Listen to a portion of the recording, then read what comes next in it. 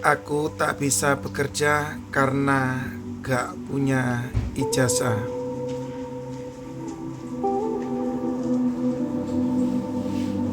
Namaku Rudi, usia 28 tahun. Lahir dan besar di sebuah desa kecil di pinggiran Jawa Tengah. Hidupku bisa dibilang serba kekurangan sejak kecil.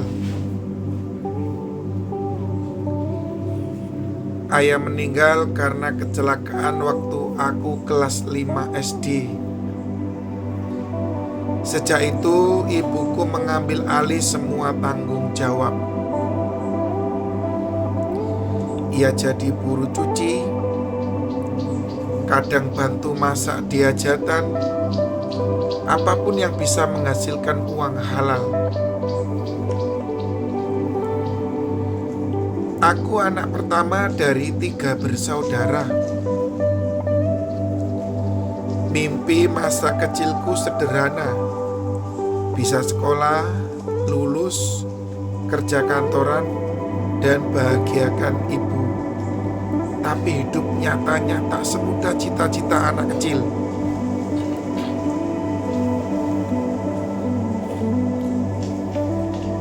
Waktu aku kelas 2 SMP, kondisi makin sulit. Adik-adikku masih kecil dan ibu sering sakit-sakitan karena kelelahan. Aku tahu kami gak bisa terus bertahan kalau cuma bergantung pada ibu. Jadi, dengan berat hati, aku memutuskan untuk berhenti sekolah. Aku masih ingat malam itu, hujan turun deras. Aku bilang pada ibu, "Bu, Rudi mau berhenti sekolah. Biar kerja aja, kasihan ibu sendiri terus." Ibu menangis sambil menggenggam tanganku, tapi dia juga tahu aku benar. Hari-hari berikutnya aku habiskan di jalan. Aku mulai kerja serabutan, pagi bantu angkat sayur di pasar, siang ikut proyek bangunan, malam kadang bantu bersih-bersih warung.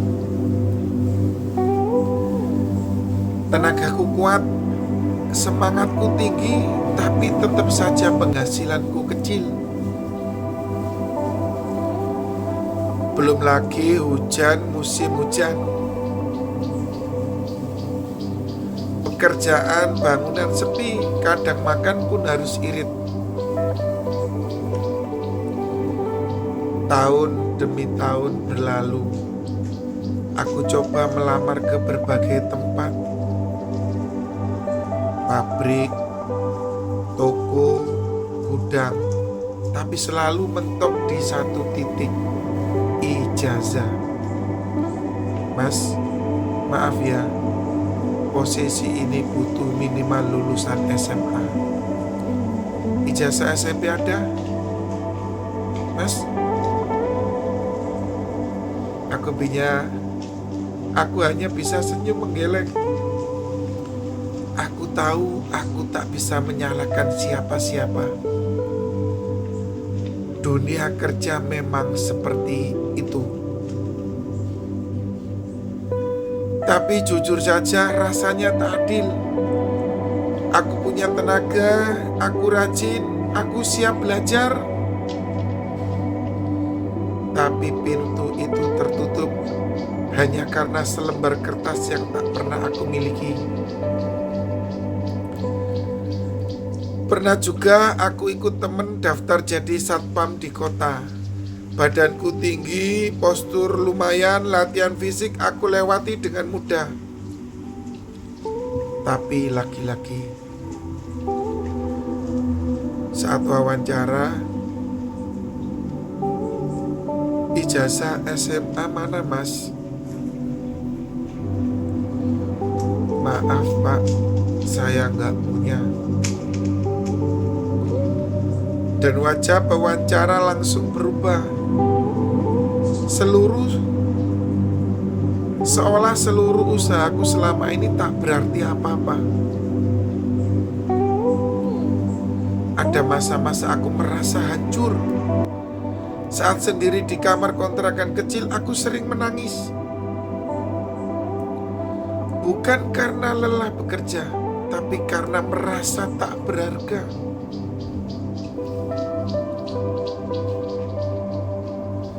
Hidup seperti tak memberi ruang untuk orang sepertiku.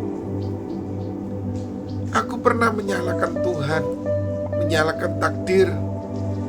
Tapi lama-lama aku sadar, aku tidak akan mengubah apapun. Itu tidak akan mengubah apapun. Lalu, suatu hari aku melihat tetanggaku memperbaiki motor. Aku tertarik dan mulai belajar darinya. Aku perhatikan, tanya-tanya, bantu pegang alat. Dari situ aku mulai belajar.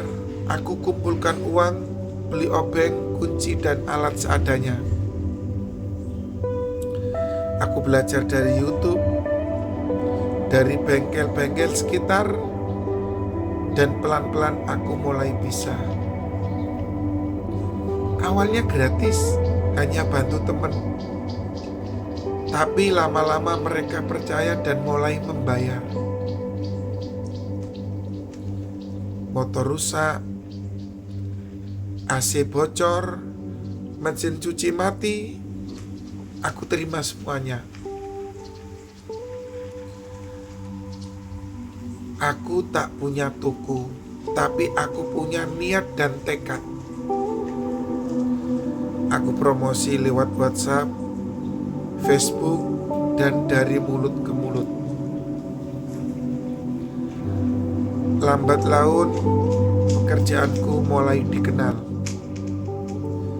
Penghasilanku memang tak tetap, tapi cukup. Lebih penting lagi, aku merasa dihargai. Kini, aku memang masih belum bisa menyamai teman-teman seusiaku yang kerja di kantor, pakai seragam rapi, duduk di ruangan ber-AC. Tapi aku tidak iri, karena aku tahu aku juga berjuang dengan cara dan jalan yang berbeda. Kadang orang bertanya, "Mas, lulusan apa?" Dan aku jawab dengan senyum, "Lulusan hidup, Bu. Sekolahnya di jalan." Mungkin aku tak punya ijazah, tapi aku punya pengalaman. Mungkin aku tak lulus dari sekolah, tapi aku lulus dari ujian hidup yang panjang. Dan sekarang aku percaya nilai manusia tak ditentukan dari ijazah semata, tapi dari kemauan untuk terus belajar, bertahan, dan bangkit. Semoga terinspirasi dari kisahku ini.